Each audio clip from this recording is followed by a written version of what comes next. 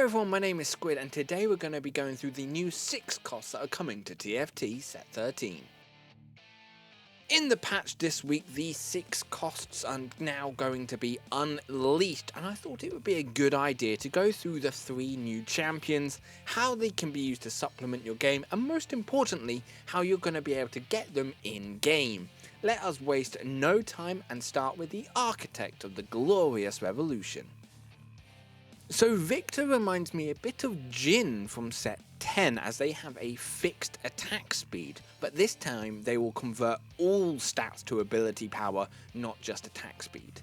He has replaced their standard attack with Death Rays, and after 8 attacks he then casts a Chaos Storm which knocks up all enemies in the air for 2 seconds and then slams them back down into the ground, dealing percent-based health damage. Viktor seems to be an all-around good pick that could slot in anywhere, as the Death Rays will sunder and shred the opposition, allowing for higher damage from the rest of your team, and that global stun is, well, huge. This set does feel like one for shields, and Mel is going to add even more, as on their cast they're going to dash to a hex and then gain a shield from themselves and their 2 nearest allies, and 50% of the damage blocked is going to be stored as unstable energy, which is then unleashed every 3 casts and will deal magic damage to the 5 nearest enemies. I can see Mel being well used, especially in comps that do dive into the enemy team, a bit like pit fighters or quick strikers, as you're going to want to maximize the damage taken by those shields.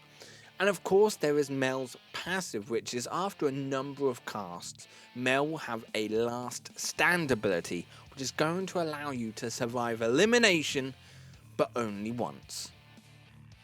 And finally, but not least, is Warwick, who has a non-unique trait, as they can be added to your experiment comps, as they are the original experiment. With the trait Blood Hunter, they will immediately jump to and execute any enemy that drops below 12% health, and that will heal him. Warwick's ability is where they become Blood Frenzied for the next 4 seconds, meaning they gain attack and movement speed, and Omnivamp as well. But then, after killing 5 enemies, Warwick becomes unstoppable and blood frenzied for the rest of combat. They also have that experiment bonus, which is if they do kill an enemy, they will stun other enemies adjacent to the recently deceased target.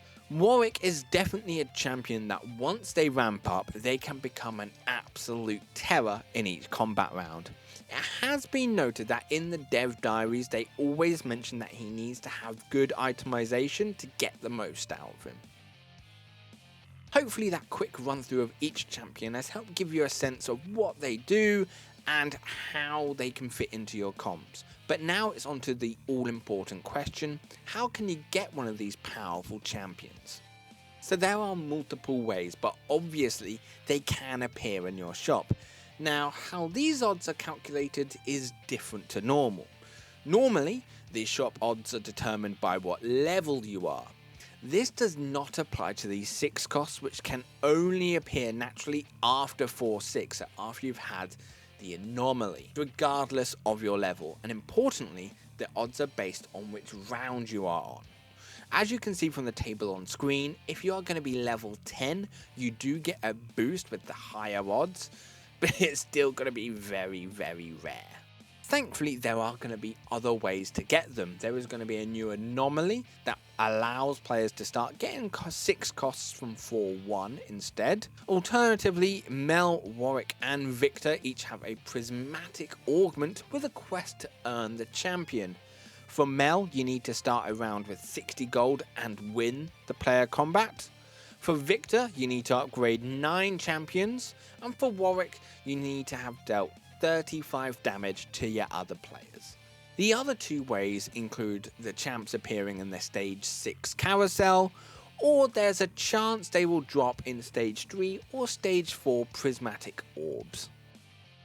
So the 6 costs are coming, and I do think they will be a great addition to the game and can be that game winner, but given the rarity, you're gonna be very lucky to get them. I hope you enjoyed watching this video, and keep an eye out later this week for my patch highlights for 14.24. Have a great rest of your day. Until next time, I'll see you in the arena.